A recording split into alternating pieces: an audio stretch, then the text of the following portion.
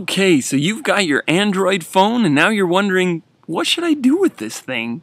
And I should give you a heads up first off, I don't use it for the internet too much, other than a little bit of Facebooking or just some of the simple things, but I don't have a cell phone connection and I am only sometimes on the Wi-Fi. So most of these apps that I share are things that you can use without internet. So if we're talking about best LDS apps, of course we got to start with the Gospel Library. I mean, of course. Click on Moroni. Oh, here it comes. Ta-da! There's our LDS app. This has the scriptures, has general conferences, has magazines, music, and other. Now, if you're like me and you don't use the internet all that much, then you want to download most of the stuff. I downloaded the scriptures, a bunch of general conferences, and the manuals that I need for church. You also might want to download the hymns, but I'm going to show you an even cooler app for that. So let's look at that now. Now this has a very unique name. LDS Hymns with Notes. What do you think it is? LDS Hymns with the notes. It's not just the words, it's got the notes and everything. So here we are on the front page, LDS Hymns with Notes. Click on you can either click on title or number. I'm going to click on number because it's faster. We'll go 249 so we can do this revival missionary hymn, Called to Serve. And as you can see with my out of focus camera, this has the notes. And if you're like, I can't read that, do your little zoom thing and you can get as close as you need. See, whoa! I wouldn't recommend that close, but and you can do the whole tilt. And I'm also going to recommend the LDS Citation Index, though it does require internet connection, so I really don't use it all that often. But if I had internet connection all the time, I'd use it quite a bit because it's a way of searching the scriptures and have it reference back to general conference talks, all the way back to the beginning of the church, you know, and even Journal of Discourses, that too. It's all there. And I'll go ahead and point out, if you are somebody that reads on your device and actually wants to be reading books and so forth, there's the Deseret Bookshelf, which has a few free books involved in it. And it also, oh, you got to log in there. Oh, I'm logged in. And it has these books for free. Okay, so Teachings of Joseph Smith, the Jesus the Christ, the history of Joseph Smith by his mother.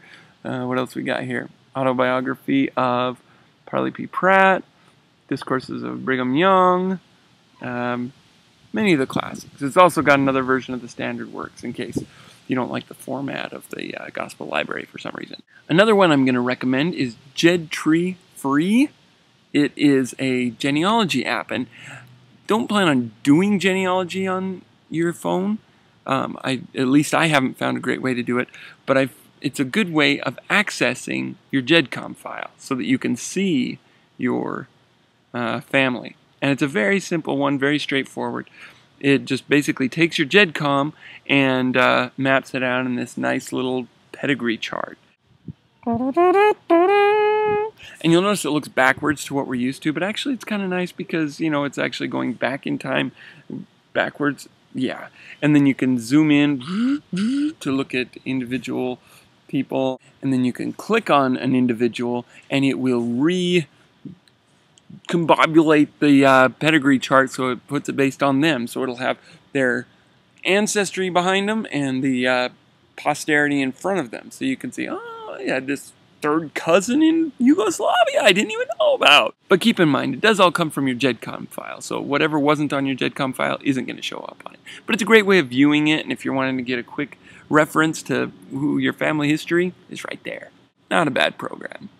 Now that's the end of the ones that are specifically LDS, but let me show you some things that you can do with other programs that really help with LDS-based things. First off, camera. The one that comes right with your phone. It's a camera. You can use this when you are at a family function and there's pictures being displayed or family history documents.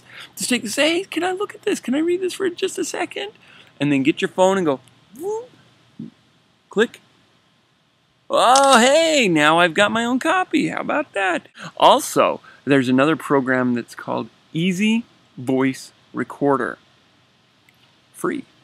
Easy Voice Recorder free. And this is a simple program that allows you to record audio.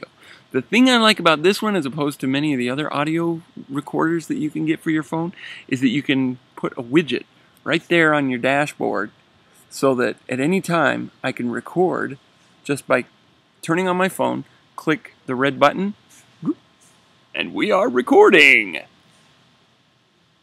See? And then if you want to go back and play, then you click on the green button on there and it'll take you here where you can look at the player and play your last recording. And we are recording! Brilliant!